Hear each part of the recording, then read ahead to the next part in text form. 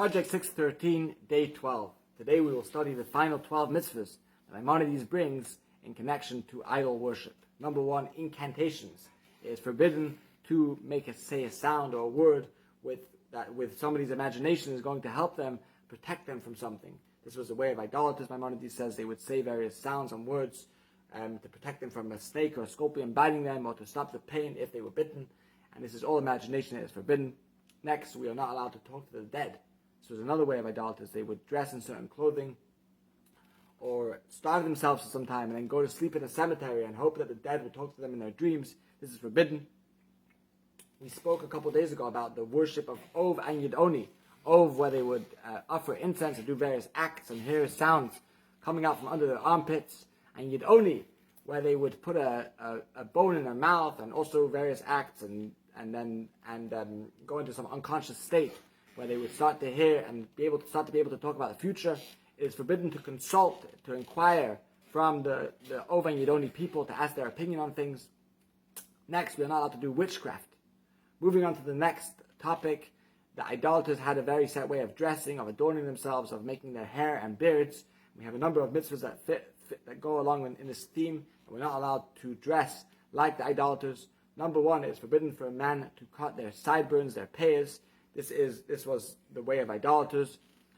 Even though they wouldn't cut the rest of their hair, it's forbidden to cut the payas even if we're cutting the rest of the hair.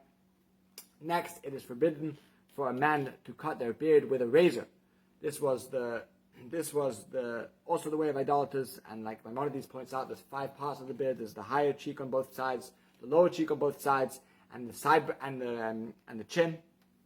Next, it is forbidden for a man to cross-dress like a woman, and the one after that is forbidden for a woman to cross-dress like a man. This is because this was also the way of idolaters. The men they would cross-dress in order to engage in idol worship or to get involved in negative sexual relations, which were forbidden.